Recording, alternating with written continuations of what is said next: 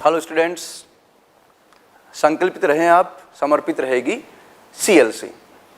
जैसा कि हमने आपसे वादा किया था, वीडियो सॉल्यूशन के द्वारा आपको जितने भी नीट प्रीवियस क्वेश्चंस हैं जो नीट में आए हुए हैं उनका सॉल्यूशन, वीडियो सॉल्यूशन आपके पास हम पहुंचा रहे हैं।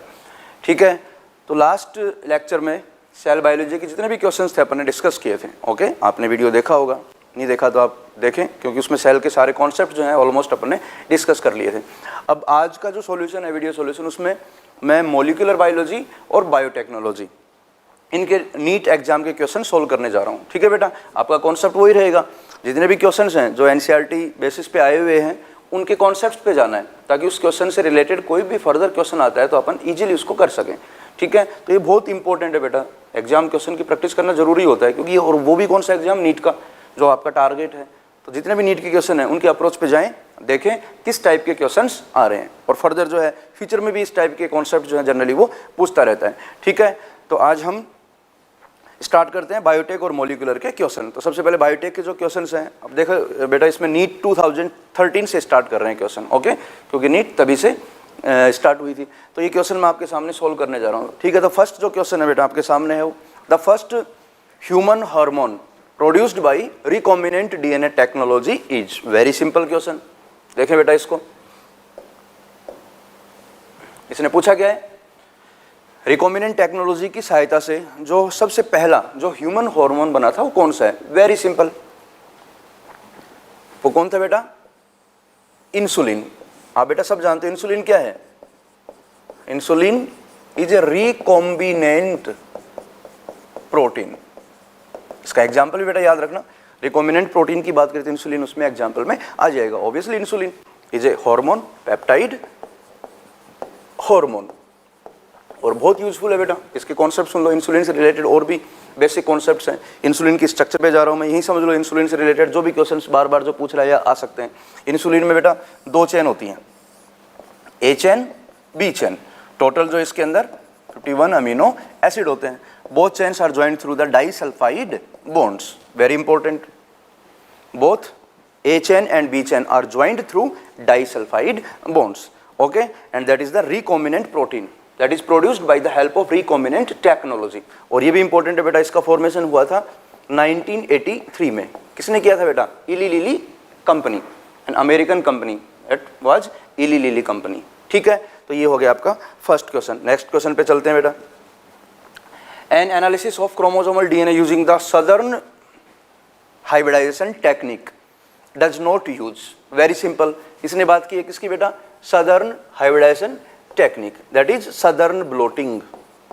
क्या आपने पढ़ा होगा बेटा, सदर्न ब्लोटिंग एक टेक्निक है बेटा, ये southern blotting, that is used to identify the DNA, that is used to identify the DNA molecule. तो आपको DNA मॉलिक्यूल को आइडेंटिफाई करना है, तो बेटा कौन सी टेक्निक को यूज करेंगे अपन, सदर्न ब्लोटिंग को। इसके अलावा बेटा आपने एस्टर्न ब्लोटिंग नाम सुना होगा, एस्टर्न ब्लोटिंग। एस्टर्न ब्लोटिंग किसके लिए यूज करते हैं अपन, वेरी गुड, किसके लिए, प्रोटीन के लिए। और जो नदर्न ब्लोटिंग है बेटा, northern blotting used for the identification of RNA। Okay, अब बात करते हैं इस क्वेश्चन पे आते हैं। सदर्न ब्लोटिंग में बेटा क्या करते हैं, इसका जो प्रोसीजर है वो क्या है। सबसे पहले इसमें क्या किया जाता है, सुन लेना ध्यान से, इंपॉर्टेंट है सदर्न ब्लोटिंग। इसमें सबसे पहले अपन क्या करते हैं बेटा, इलेक्ट्रोफोरेसिस करवाएंगे। क्या करवाएंगे, इलेक्ट्रोफोरेसिस। ओके, जिसमें अपन DNA जो फ्रेगमेंट्स है उनको अपन क्या करेंगे, सेपरेट करेंगे on the basis of size. तो इलेक्ट्रोफोरेसिस यूज आ गई इसमें। उसके बाद में क्या करते हैं बेटा, उसके बाद में एक नाइट्रोसेलुलोज मेम्ब्रेन लेते हैं, जिनके ऊपर ये ब्लोट करेंगे, ट्रांसफर करेंगे। ये कौन सी मेम्ब्रेन है, यहाँ पर कौन सी मेम्ब्रेन यूज होती है, याद रखना, नाइट्रोसेलुलोज मेम्ब्रेन और nylon membrane, it is used during the southern blotting. तो ये इसमें क्या हो जाएंगे बेटा, ट्रांसफर हो जाएंगे। उसके बाद में क्या करते हैं बेटा, इसको अपन क्या बोलते हैं, ब्लोटिंग। देखो ये जो प्रोसेस है ना, ब्लोट, ये ब्लोटिंग मीन्स ट्रांसफर। ओके, इसके बाद में अपन इस पे DNA प्रोब यूज करते हैं, use of DNA probes, those are radio labelled. And finally autoradiography, autoradiography use करते हैं ताकि आपका डिटेक्शन हो जाए, जो रेडियो लेबल्ड प्रोब है वो अपन क्या कर पाए, डिटेक्ट कर पाए। तो आप देखो क्वेश्चन में कौन सा यूज नहीं करते, इलेक्ट्रोफोरेसिस यूज होती है, ब्लोटिंग उसका भी यूज करते हैं, ऑटो रेडियोग्राफी यूज आ रही है, लेकिन PCR का सदर्न ब्लोटिंग में कोई डायरेक्ट रोल नहीं है। ठीक है, तो आपका आंसर क्या हो जाएगा बेटा, PCR। Answer will B PCR। PCR का तो काम क्या है, DNA को एम्पलीफाई करवाना। ठीक है, लेकिन तो सदर्न ब्लोटिंग जो प्रोसीजर है ये देखो टेक्निक है, उसमें बीच में अपन पीसीआर को यूज नहीं करते हैं। Answer will be PCR. Okay, next question, in vitro cloning propagation out of NCERT. In vitro clonal propagation in plant is characterised by, बेटा आपने इन विट्रो कंडीशन में अगर प्रोपागेशन किया है, डिफरेंट काइंड्स ऑफ प्लांट का production किया है, आपको उनको कैरेक्टराइज करना है, तो उसमें क्या करते हैं, सुन लेना ध्यान से। उसमें क्या करते हैं, जो उनका जेनेटिक मटेरियल है, जो क्रोमोजोम्स हैं, जो जीनोम है, उसको अपन क्या करते हैं, ऑब्टेन करते हैं। ठीक है, आरई वगैरह की हेल्प से फिर उनको अपन डाइजेस्ट करते हैं। फर्दर क्या करेंगे अपन, उसमें पीसीआर की हेल्प से उनका नंबर इंक्रीज कर लेंगे। ठीक है, फिर अपने को बात करनी है उनमें जो सिमिलरिटीज हैं, जो डिफरेंट काइंड्स ऑफ प्लांट आपने प्रोड्यूस करे उसमें सिमिलरिटीज कितनी है, डिसिमिलरिटीज कितनी है, प्रोजेनी जो पेरेंटल प्लांट है उसके साथ कितनी सिमिलरिटीज ज़्यादा है, कितनी कम है, तो उनको आइडेंटिफाई करने के लिए अपन यूज़ करते हैं आपका मोलिकुलर मार्कर, जो कौन सा है बेटा, RAPD। याद रखना बेटा, ये important RAPD। RAPD stand for random amplified polymorphic DNA, that is random amplified polymorphic DNA, that is the molecular marker that is used to identify the similarities and dissimilarities between the organism. Okay, इसके अलावा और होते हैं बेटा RFLP, restriction fragment length polymorphism, these are the molecular markers। तो इसका answer क्या हो जाएगा, PCR and RAPD। Next question, which vector can clone only small fragment of DNA? Important है बेटा, ये किसकी बात कर रहे हैं, वेक्टर की बात कर रहा है बेटा। आप सभी जानते हो बेटा वेक्टर कौन होते हैं, cloning vectors are used for the cloning of foreign DNA, that is desired DNA. बेटा आपको अगर कोई डिजायर्ड डीएनए है, कोई फॉरेन डीएनए है, उसको किसी अदर ऑर्गेनिज्म में आपको क्लोन करना है, तो अपन क्या यूज करते हैं, very good, cloning vectors. There are different types of cloning vectors, cloning vector like plasmid, bacteriophage, cosmid, yak, BAC. So many cloning vectors are used to clone the foreign DNA in biotechnology or recombinant DNA technology. अब इनमें पूछा क्या बेटा, देखो ये बात कर रहा है कि स्मॉल फ्रेगमेंट ऑफ डीएनए, तो कौन सा क्लोनिंग वेक्टर है, ये सारे क्या हैं, क्लोनिंग वेक्टर्स हैं। तो ये बात कर रहा है कि सबसे छोटे डीएनए फ्रेगमेंट को कौन क्लोन करवाएगा। ओके, तो मैं आपको कुछ यहाँ गाइडेंस दे देता हूँ। जो बेटा प्लाज्मिड होता है, ये देखो यही मेंशन कर रहा हूँ, जो प्लाज्मिड है उसका जो इंसर्ट साइज है वो 10 to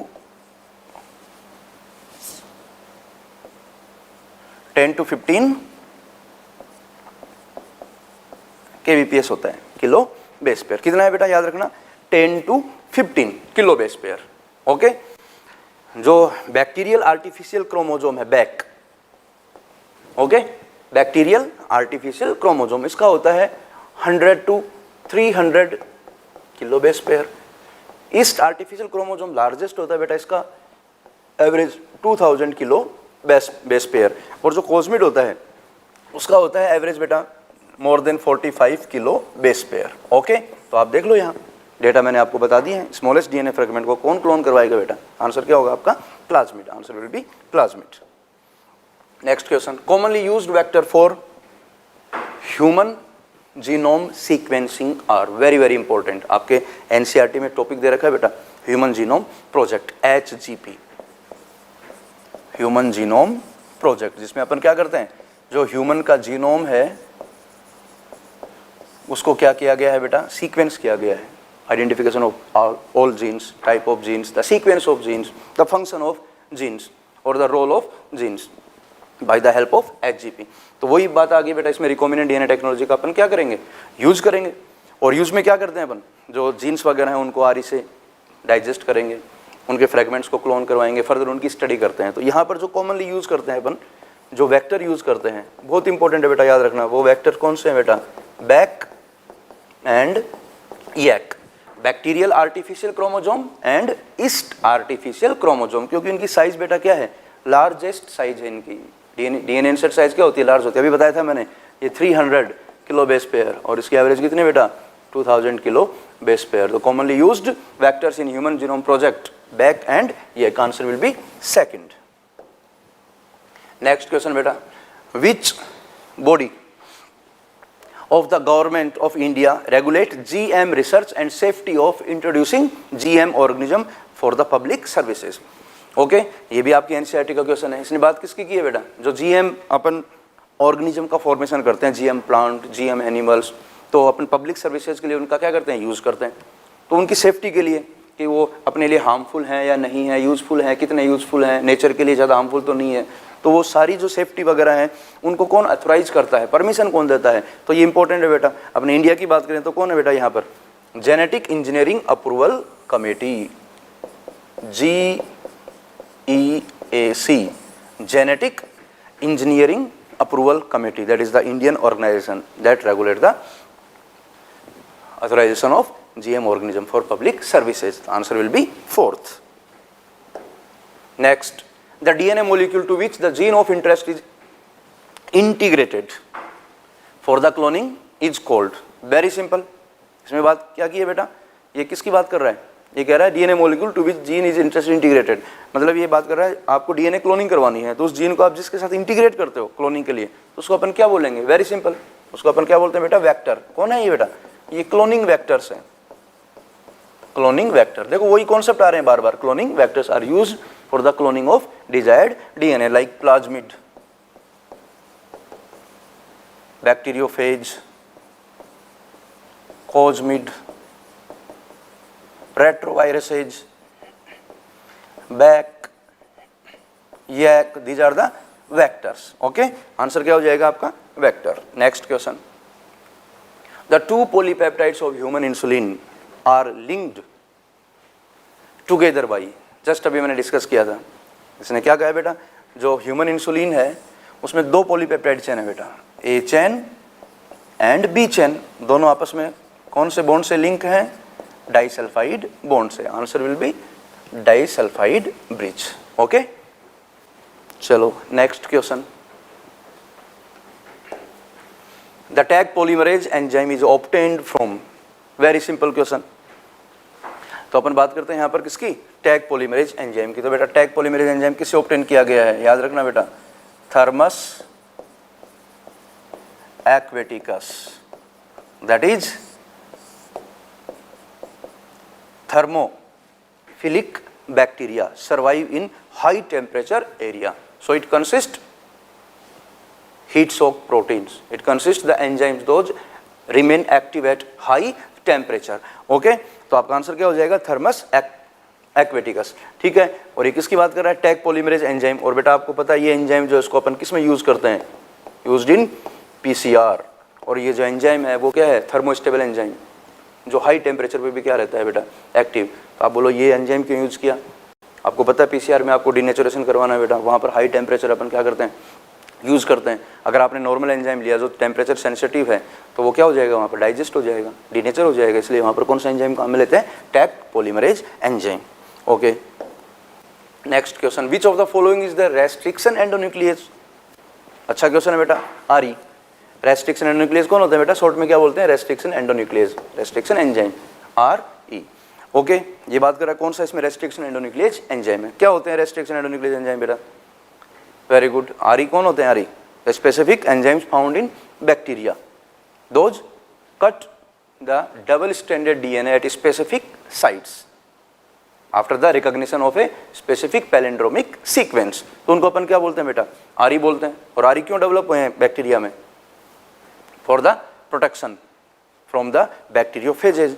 तो बेटा यहाँ पर RE के एग्जाम्पल की बात करें तो देखो, प्रोटीएज RE नहीं है बेटा, डीएनएज फर्स्ट ये भी RE नहीं है, RNA जो है वो भी RE नहीं है। आपको पता है प्रोटीएज किसको डाइजेस्ट करेगा, प्रोटीन को, RNA किसको डाइजेस्ट करेगा, RNA को, DNA को। ये जो आपका है hind second, that is the restriction endonuclease, that is isolated from Haemophilus influenzae. Okay, Haemophilus influenzae, और कौन सी स्ट्रेन बेटा, D स्ट्रेन। और ये सेकंड क्या है, isolating order, that is the restriction endonuclease enzyme. Next question, which of the following is not required for any of the technique for DNA fingerprinting, very simple question. जो DNA fingerprinting है बेटा उसमें कुछ steps दे रखी हैं, ठीक है, NCERT में, isolation of DNA, digestion of DNA by the restriction endonuclease enzyme, फिर क्या करेंगे उसमें सदन ब्लोटिंग करेंगे, उसको ट्रांसफर करेंगे नाइट्रोसेलुलोज मेम्ब्रेन पे, उसके बाद में फर्दर उनको अपन आइडेंटिफाई करेंगे। तो उसमें कुछ टेक्निक है, तो देखो बेटा यहाँ पर कौन सा है जो अपन यूज नहीं करते, ठीक है। तो जो DNA फिंगरप्रिंटिंग है उसमें देखो fourth option, polymerase chain reaction, PCR use करते हैं बेटा, नंबर इंक्रीज करते हैं डीएनए का, ये भी यूज होता है। डीएनए हाइब्रिडाइजेशन यूज करते हैं bye the help of DNA probes, अभी बताया था मैंने। रेस्ट्रिक्शन एंजाइम यूज करते हैं डीएनए को कट करने के लिए, बट जो जिंक फिंगर एनालिसिस है ये टेक्निक उसमें काम में नहीं लेते, ये डिफरेंट टेक्निक होती है। ये टेक्निक जो है वो जो डीएनए वगैरह होते हैं उनमें जो मोटिव होते हैं उनके साथ इनको बाइंड करवाते हैं एनालिसिस के लिए, तो जिंक आयन उनका यूज करते हैं, लेकिन ये डीएनए फिंगरप्रिंटिंग में इसका कोई रोल नहीं होता। Answer will B first. Next, what is the criteria for the DNA fragment moment on agarose gel during gel electrophoresis। अब इंपॉर्टेंट है बेटा ये जेल इलेक्ट्रोफोरेसिस की बात करें यहाँ पर, तो बिल्कुल आपका कॉन्सेप्ट क्लियर होना चाहिए, क्योंकि जो जेल इलेक्ट्रोफोरेसिस टेक्निक है उससे काफ़ी क्वेश्चंस आते हैं। तो जेल इलेक्ट्रोफोरेसिस बेटा होती क्या है? It is a technique that is use to separate the DNA fragments on the basis of their size. जो डीएनए फ्रेगमेंट उनकी जो साइज है उनके बेसिस पे क्या करते हैं अपन, उनको सेपरेट करते हैं। सेपरेशन होगा, अलग अलग बैंड विजिबल होंगे, ठीक है, जिनको अपन फर्दर स्टडीज में काम मिलेंगे। तो देखो यहाँ पर मैं कॉन्सेप्ट बता रहा हूँ, ये आपकी जेल है that is made up of agarose. Okay, किसकी बनी होती है ये बेटा? एगरोज की। एगरोज क्या होता है? Polysaccharide obtained from the seaweeds. अब इस जेल में क्या होते हैं? माइन्यूट पोर्स होते हैं। आपने क्या किया, इसके अंदर डीएनए फ्रेगमेंट्स को क्या कर दिया? ऐड कर दिया, जो आपने किससे? आरई से ट्रीट करवाए हैं। जैसे ऐड करोगे तो एक तरफ तो क्या होता है बेटा, यहाँ पर एनोड होगा और एक तरफ क्या होता है? कैथोड। वेरी सिंपल, एनोड पे चार्ज क्या होगा बेटा? पॉजिटिव, और कैथोड पे चार्ज क्या होता है? नेगेटिव।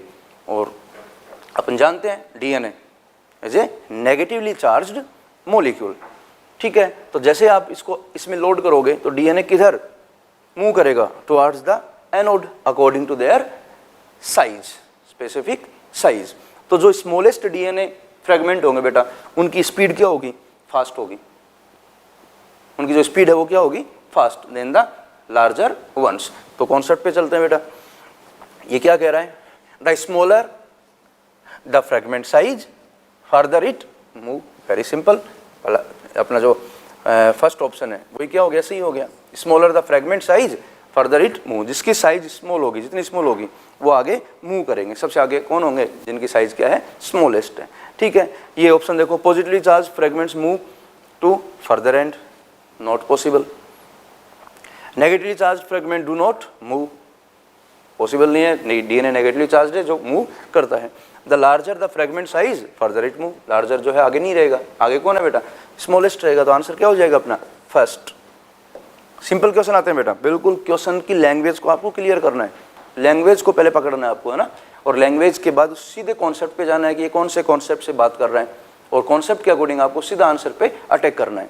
चलो अगला question. A gene whose expression help to identify transformed cell is known as. Very very important, आपका एनसीईआरटी का कॉन्सेप्ट है बेटा। अगर आपको ये आइडेंटिफाई करना है कि अपनी डिजायर्ड जीन जो है वो आपकी जो होस्ट सेल हैं उसमें ट्रांसफ़र हुई या नहीं हुई, उसके लिए अपन काम में लेते हैं बेटा सेलेक्टेबल मार्कर्स। क्या यूज़ करते हैं बेटा? इंपॉर्टेंट है, सेलेक्टेबल मार्कर्स। और एग्जांपल बताता हूँ बेटा, सेलेक्टेबल मार्कर जो हैं उनका एग्जांपल, जैसे आपका एंटीबायोटिक रेजिस्टेंट जीन है, like ampicillin resistant gene, tetracycline resistant gene, kanamycin resistant gene. These are the selectable markers. Those are used to identify the transformants. Those contain desired gene. Okay, answer will be fourth. The process of separation and purification of expressed protein before marketing is called. Important है बेटा, आपके NCERT का question अच्छा question है, ध्यान से सुना। पहले ये बात कर रहा है सेपरेशन और प्योरिफिकेशन, तो आपको मैं कॉन्सेप्ट क्लियर करवा देता हूँ। ये बेटा आपका है बायोरिएक्टर, याद आया? आपकी 12th क्लास में टॉपिक है जिसमें ये बायोरिएक्टर को एक्सप्लेन किया है। ये कौन है बेटा? बायोरिएक्टर। बायोरिएक्टर में क्या करते हैं अपन? जो अपनी होस्ट सेल्स हैं, those contain our desired gene, उनको अपन क्या करते हैं? इसके अंदर ऐड करते हैं। ये कौन है इसमें? Host cell. Okay, recombinant cell. अब इसके अंदर होस्ट सेल क्या करेंगे बेटा? मल्टीप्लाई करेंगी, ग्रोथ करेंगी, अपना प्रोडक्शन बनाएंगी, अपना जो डिजायर्ड प्रोडक्ट है उसका भी क्या होगा बेटा? फॉर्मेशन होगा, ठीक है। तो ये जो बायोरिएक्टर में जो फेज हो रही है उसको अपन बोलते हैं biosynthetic phase. Very very important, याद रखना, that is the biosynthetic phase. Okay, biosynthetic phase से पहले आपने जो भी किया है ना, जीन को ऑब्टेन किया था, डाइजेस्ट किया था, ट्रांसफर किया था, आइडेंटिफाई किया था, रिकॉम्बिनेंट जो प्रोटीन होस्ट सेल्स हैं उनको आइडेंटिफाई करके इसके अंदर ऐड किया है, तो उसको अपन बोलते हैं बेटा अपस्ट्रीम प्रोसेसिंग। क्या होगी वो? Upstream processing. कौन सी अपस्ट्रीम प्रोसेसिंग बेटा? Before the biosynthetic phase. और बायोसिंथेटिक फेज कंप्लीट होने के बाद जब इसमें प्रोडक्ट बन जाता है तो आपको क्या करना है बेटा? यहाँ पर प्योरिफिकेशन करना है और उसका क्या करना है? सेपरेशन करना है। तो इसको अपन बोल देंगे downstream processing, that is downstream processing that includes separation and purification of the product after the biosynthetic phase. Answer will be downstream processing. Next question बेटा, the DNA fragment separated on an agarose gel can be visualized after staining with, very important। अभी बताया था आपको electrophoresis में, electrophoresis ये jail थी बेटा, आपने डीएनए इसमें रन करवाया, ये क्या है? वेल्स हैं, डीएनए रन करेगा तो इसके अंदर ये सेपरेट हो जाएंगे on the basis of their size. We know DNA is negatively charge but DNA is colourless. DNA colourless होता है बेटा, वो आपको नॉर्मली दिखाई नहीं देगा, स्मॉल भी है और कलरलेस है। तो डीएनए को आपको विजुलाइज करना है तो अपन क्या करेंगे? यहाँ पर डीएनए को बेटा स्टेन करेंगे by the help of specific dye that is ethidium bromide. Dye कौन सी बेटा? यहाँ पर ethidium bromide that is used to stain the nucleic acid either DNA और आरएनए। तो आपने डाई कौन सी काम में लिए बेटा? ईटीबीआर। और जैसे ईटीबीआर यूज करोगे after the separation of DNA molecule अपन क्या करेंगे? उस पर यूवी रेडिएशन को एक्सपोज करेंगे। जैसे यूवी रेडिएशन इमिट करोगे तो वहां जो आपके डीएनए बैंड है वो आपको ब्राइट ऑरेंज कलर के दिखाई देंगे। कैसे देंगे? याद रखना, bright orange.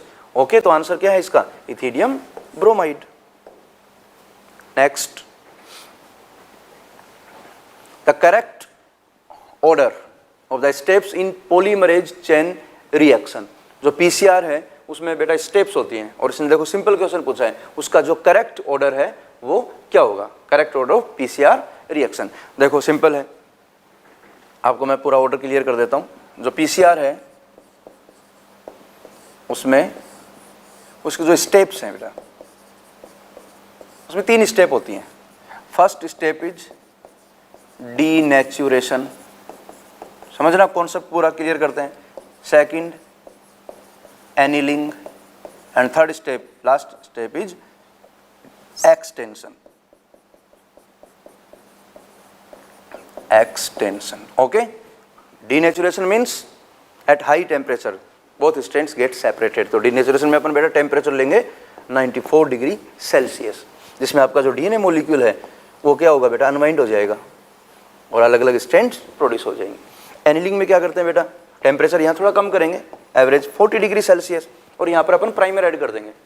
Okay, primer add करेंगे तो प्राइमर जो है स्ट्रैंड के साथ जाके क्या होंगे? लाइगेट हो जाएंगे। उसके बाद में एक्सटेंशन, यहाँ पर 72 डिग्री सेल्सियस टेम्परेचर को मेंटेन करते हैं because 72 degree Celsius temperature the optimum temperature for the activity of Taq DNA polymerase. क्योंकि एक्सटेंशन में किसका यूज होगा बेटा? टैक डीएनए पॉलीमरेज का। तो टेम्परेचर 72 डिग्री सेल्सियस, तो ये कौन सा हो जाएगा आपका? एक्सटेंशन। तो आपके कितने डीएनए बन जाएंगे? यहाँ पर 2 डीएनए मॉलिक्यूल का फॉर्मेशन हो जाएगा। Simple, that is the correct sequence of the steps of PCR, denaturation, annealing and extension. तो according to the options answer will be denaturation, annealing and extension second। okay, next question, in India the organization responsible for assessing the safety of introducing genetically modified organism for public use is, अभी थोड़ी देर पहले आया था बेटा, same question repeat हो गया। देखो कौन है वो? डायरेक्ट आंसर दो अब, genetic engineering approval committee, GEAC। Okay, next question, which of the following is commonly used as a vector for introducing a DNA fragment in human lymphocyte? very very important। अगर आपको बेटा सीधी सी बात करो, आपको human cell में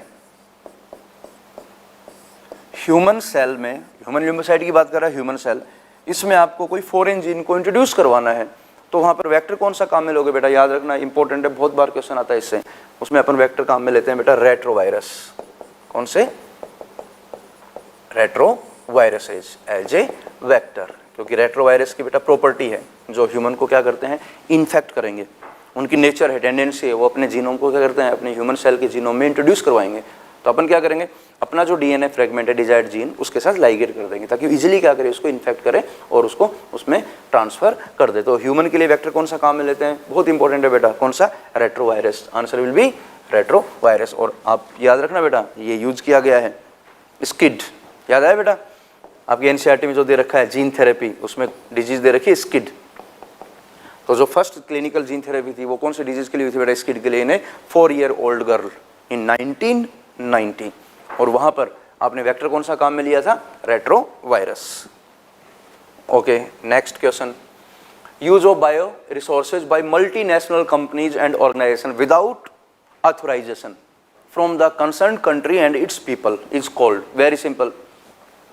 ये किसकी बात कर रहा है बेटा, ये बात कर रहा है जो बायो रिसोर्सेज हैं, आपने क्या किया, किसी विदाउट ऑथराइजेशन बायो रिसोर्सेज को अपन यूज कर रहे हैं जो किसी कंट्री से कंसर्न करता है या किसी पीपल से कंसर्न करता है, तो अपन उसको क्या बोलेंगे यहाँ पर, बायो पायरेसी।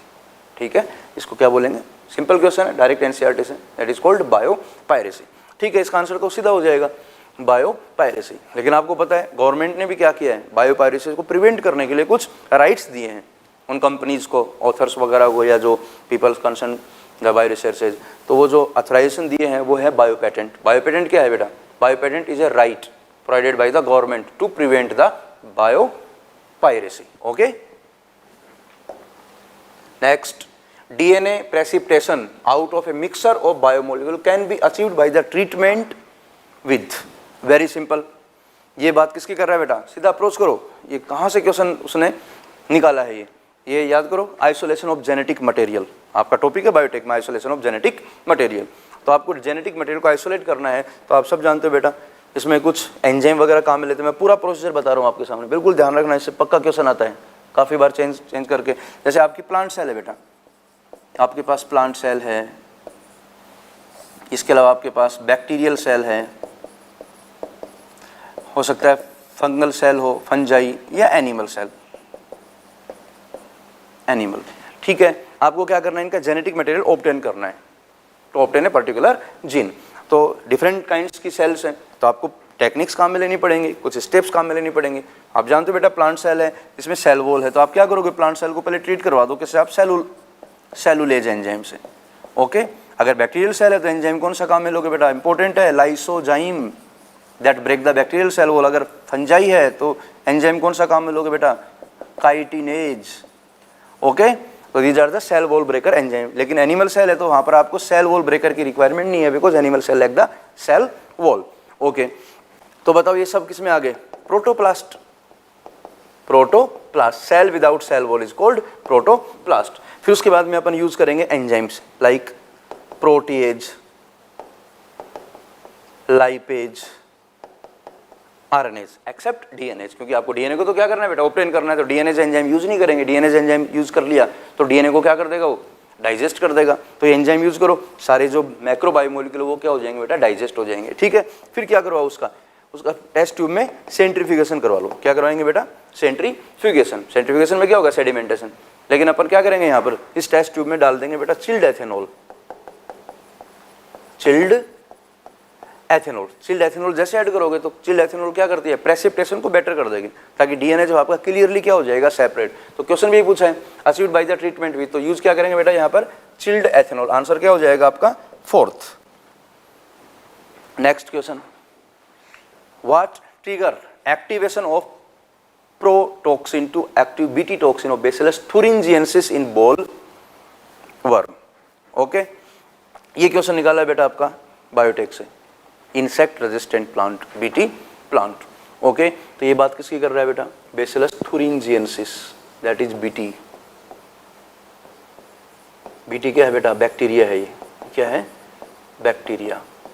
इस बैक्टीरिया में एक पर्टिकुलर जीन होती है जिसको बोलते हैं बेटा cry gene. Cry gene codes cry protein, याद आया, क्राई प्रोटीन। और क्राई प्रोटीन क्या होती है बेटा, इंसेक्टिसाइडल।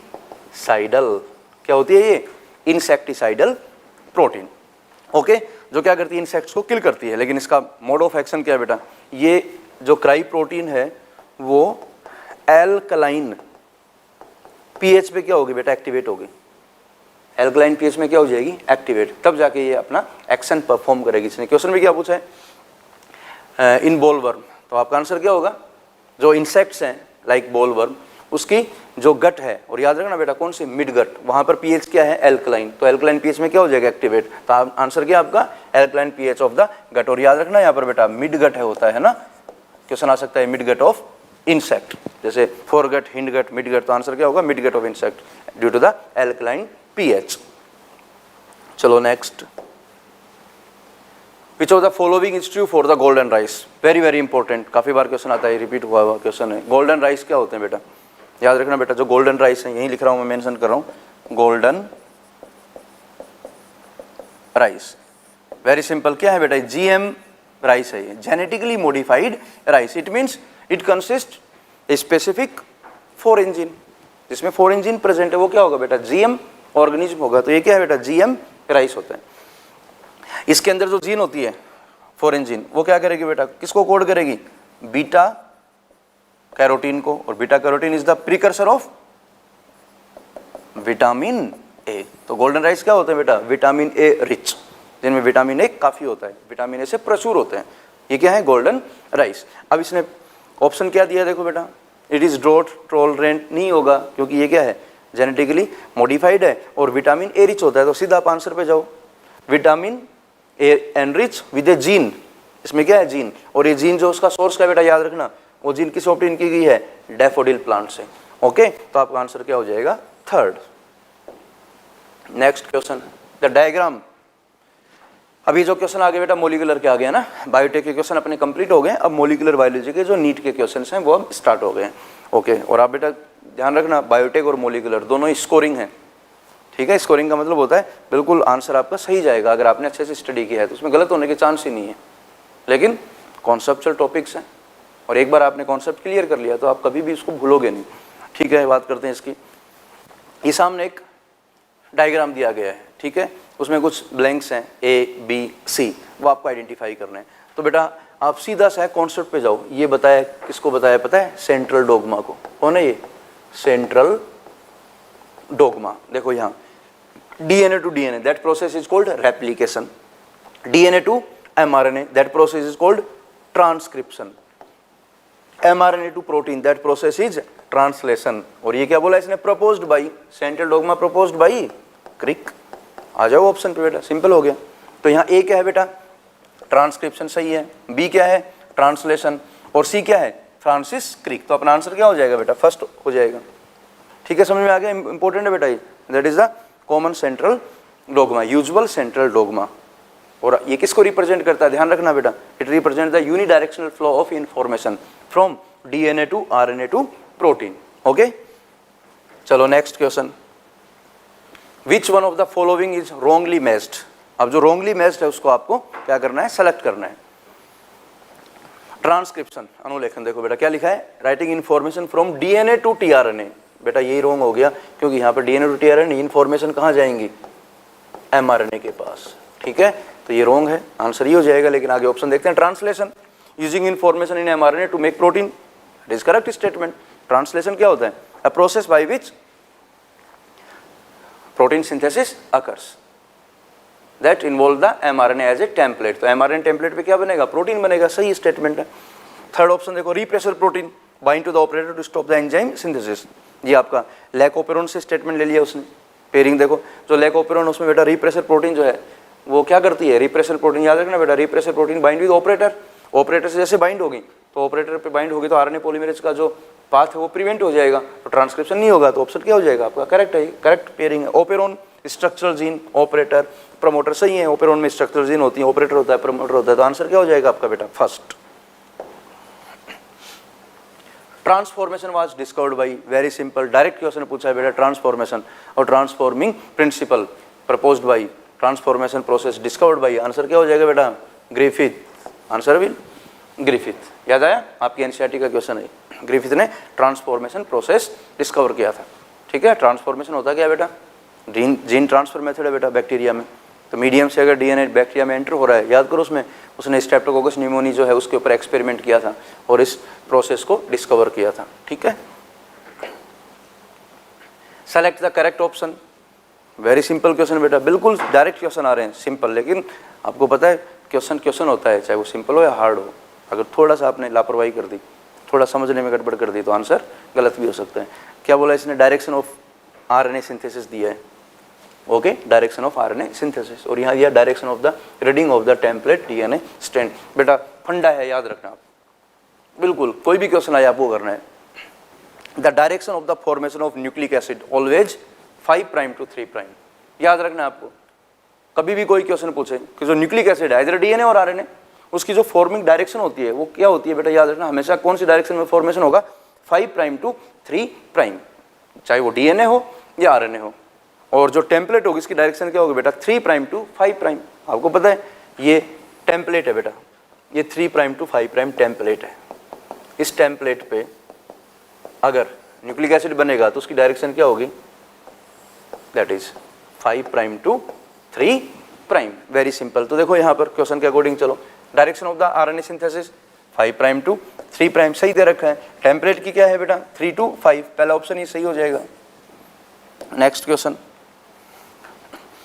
नेक्स्ट पे चलो बेटा। Gene regulation governing lactose operon of E coli that involve the lac I gene product is.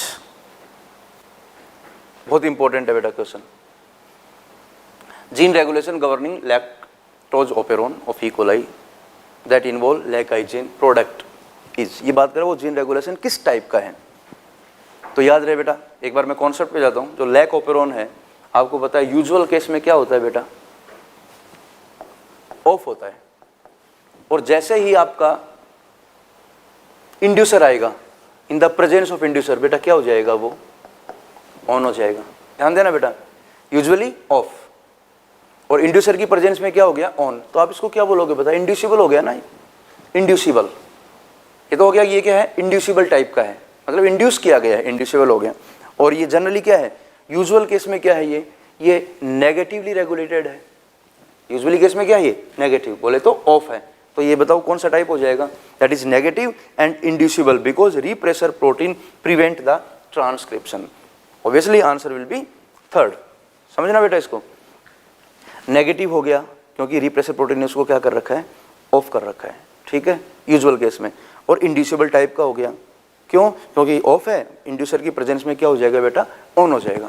तो देखो बेटा आंसर क्या हो जाएगा आपका, third, negative and inducible because repressor protein bind prevent the transcription. चलो नेक्स्ट क्वेश्चन पे चलते हैं। In sea urchin DNA which is double stranded, ये आपको वो सी अर्चिन के डीएनए में जो बेसेज हैं उनकी परसेंटेज दी है बेटा, 17% base were shown to the cytosine. Okay, इसने क्या बोला है, जो डीएनए है double standard DNA sea urchin का डीएस डीएनए, उसमें साइटोसिन कितना है बेटा, 17%। वेरी सिंपल, यहाँ चारगाफ रूल जो है अप्लाई कर दो, जो डबल स्टैंडर्ड डीएनए पे अप्लाई होते हैं। तो साइटोसिन आपका 17% है, तो बेटा ग्वानिन कितना होगा, वेरी गुड, 17%। 17 17 34, रिमेनिंग कितना हो गया बेटा, 66। तो 66 में देख लो अब, थाइमिन कितना होगा, 30%, और एडेनिन भी कितना होगा बेटा, 30%।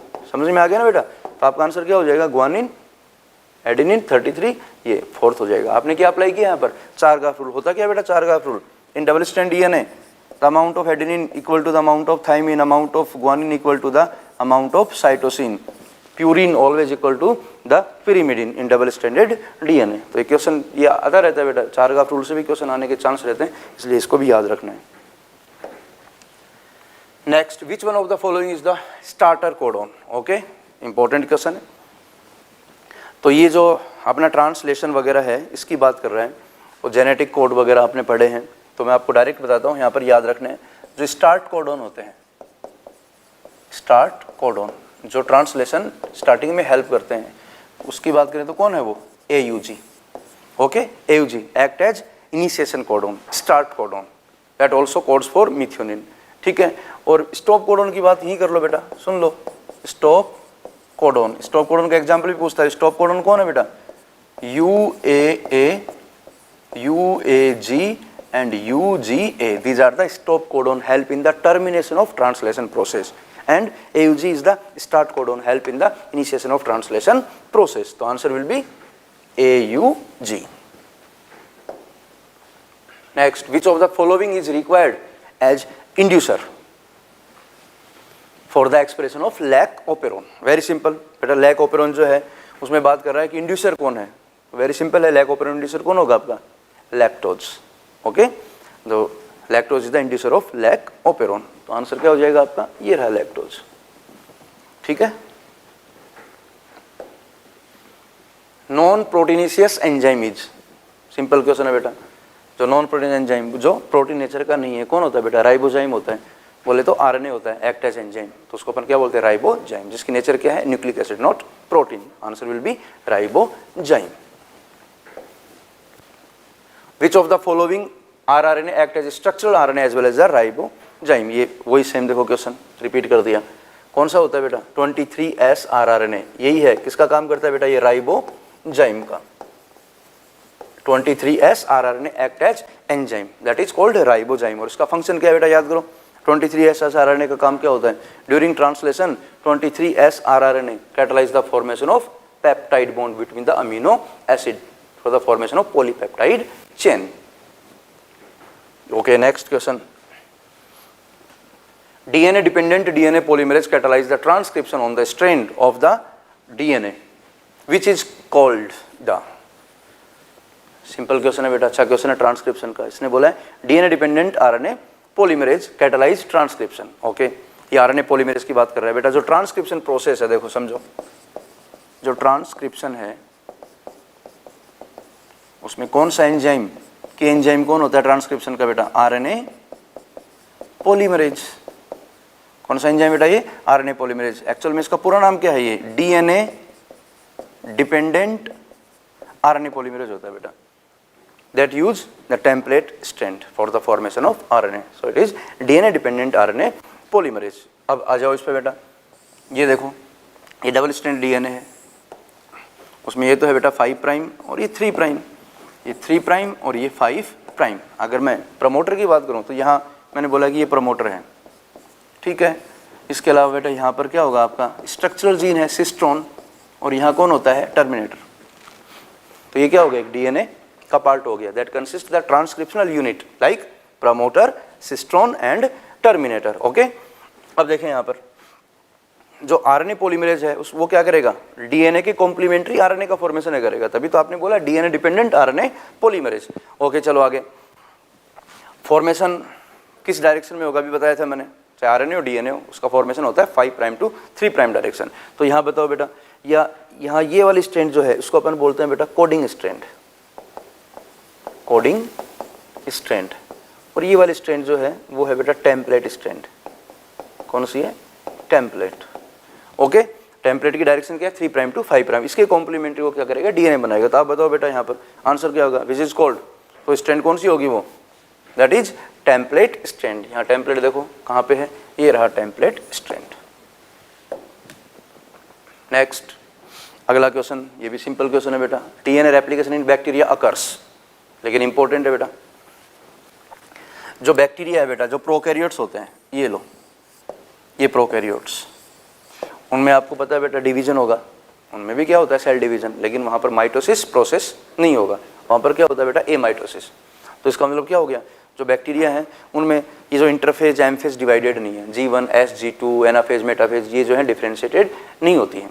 ओके, तो अगर बात करें ऑप्शन के अकॉर्डिंग, चलो आप देखो, DNA replication in bacteria occurs within nucleus, बेटा नहीं होगा क्योंकि न्यूक्लियस होता ही नहीं है।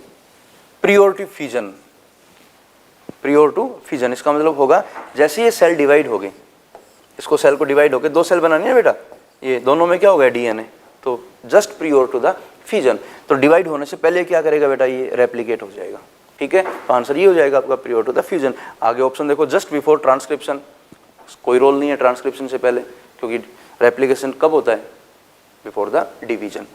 ड्यूरिंग एस फेज नहीं कह सकते बेटा, क्यों, क्योंकि बैक्टीरिया है, प्रोकैरियोट है, इसके अंदर एस फेज नहीं होती है, याद रखना।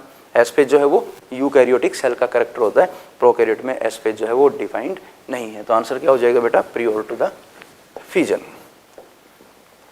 The final proof of DNA as the genetic material came from the experiment of, अच्छा क्वेश्चन, एनसीईआरटी का क्वेश्चन है, इसने बात की है। जो फाइनल जो प्रूफ था, याद करो बेटा, unequivocal proof that DNA is the genetic material came from the experiment of Hershey and Chase. किसके एक्सपेरिमेंट से आया था? Hershey chess. इंपॉर्टेंट है बेटा ये. हर्शे चेस ने एक्सपेरिमेंट किस पे किया था बताओ? Very good, bacterio phase. और क्या लिया था बेटा साथ में? क्या लिया था? E coli.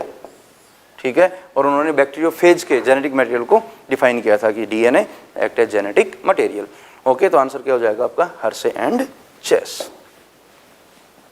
During DNA replication Okazaki fragments are used to elongate.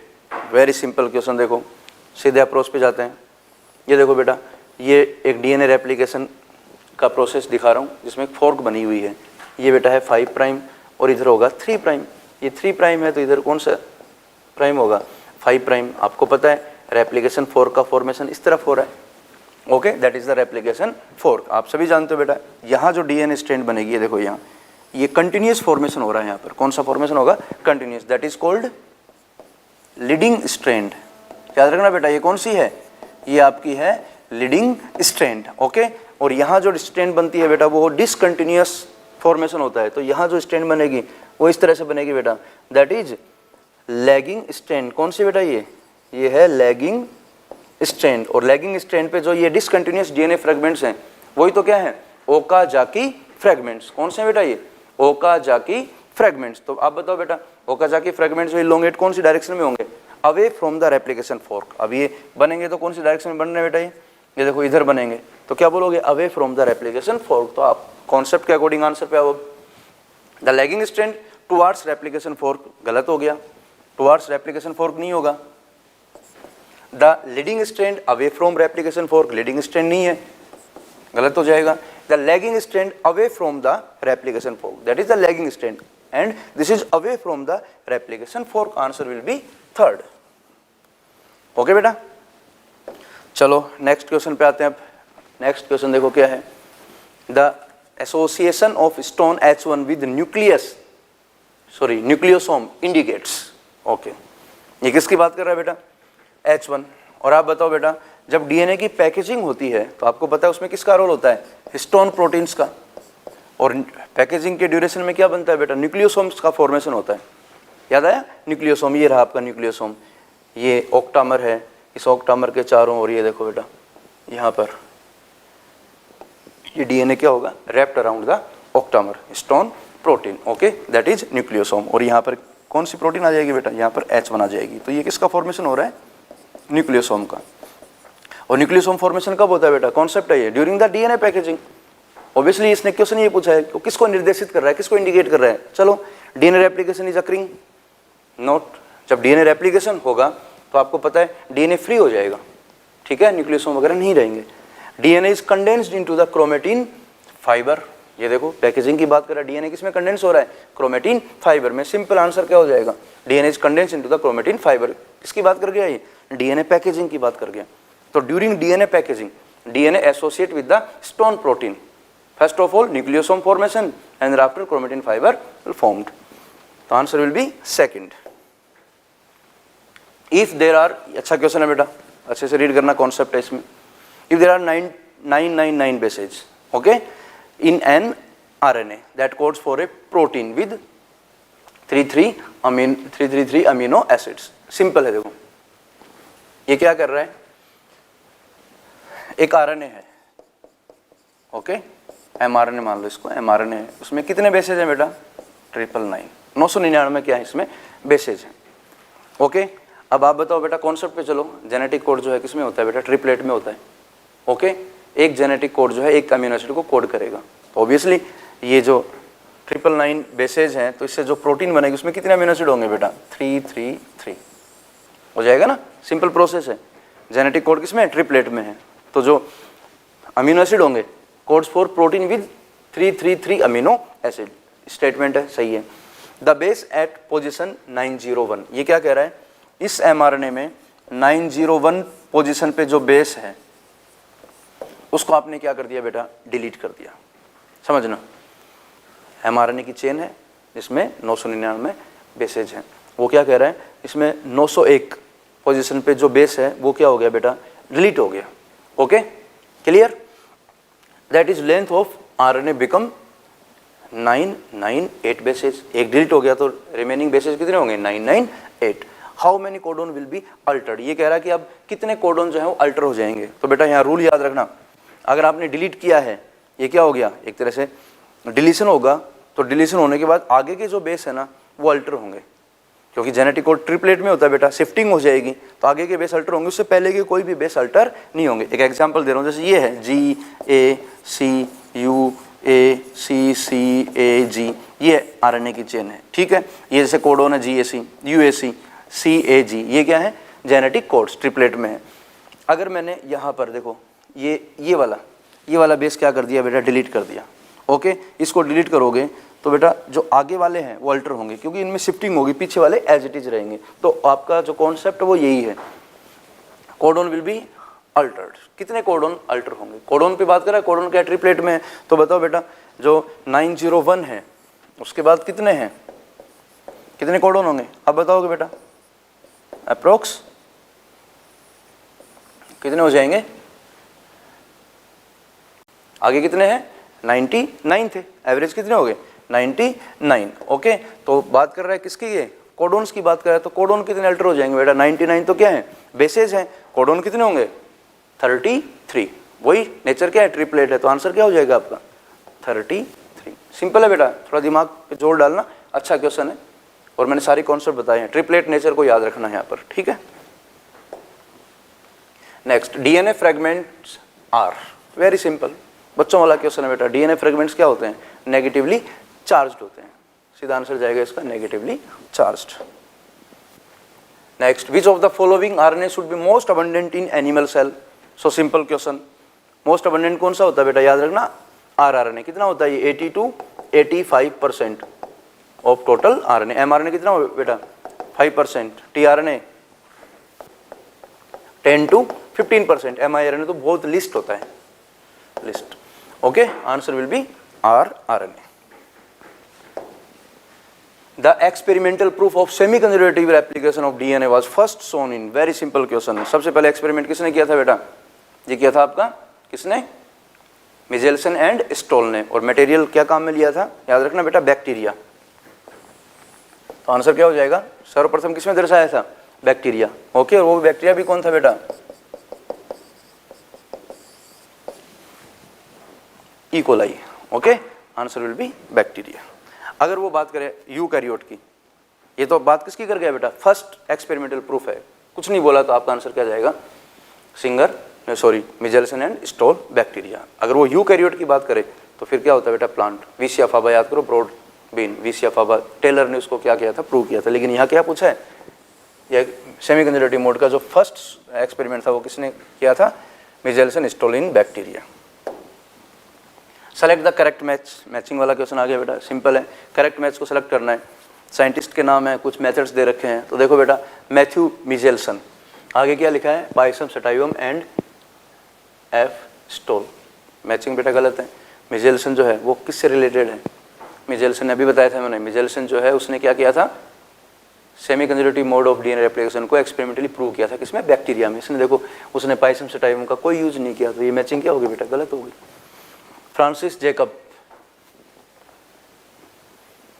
And Monod. Okay, ये देखो मोनार्ड है बेटा, यहाँ पर ये रह गया मोनार्ड। याद करो बेटा, जेकब और मोनार्ड ने किसको प्रपोज किया था? लैकोपेरोन को। इंपॉर्टेंट है ये, lac operon proposed by Jacob and Monod. Lac operon proposed by Jacob Monod, that is the correct matching. आगे और देखो, अल्फ्रेड हर्शे एंड चेस। तो बेटा यहाँ देखो ये TMV, अल्फ्रेड हर्शे और चेस ने जो एक्सपेरिमेंट किया था उसमें क्या काम में लिया था बेटा? याद रखना, उसने बैक्टीरियोफेज काम में लिया था। इसने क्या बोला? TMV। तो ये क्या हो गया? इनकरेक्ट।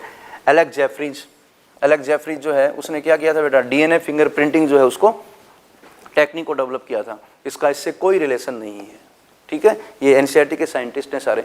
तो आप सिंपल है क्वेश्चन, आंसर आपका हो जाएगा सेकंड। ये भी अच्छा क्वेश्चन है बेटा। यहाँ एक सीक्वेंस दे रखा है आपको, देखो ध्यान देना, ऐसे क्वेश्चन बार बार आते रहते हैं, तो अप्रोच पे जाना। Sequence from the coding strand of gene, ये जीन की कोडिंग स्ट्रैंड है। चलो कॉन्सेप्ट पे चलते हैं पहले।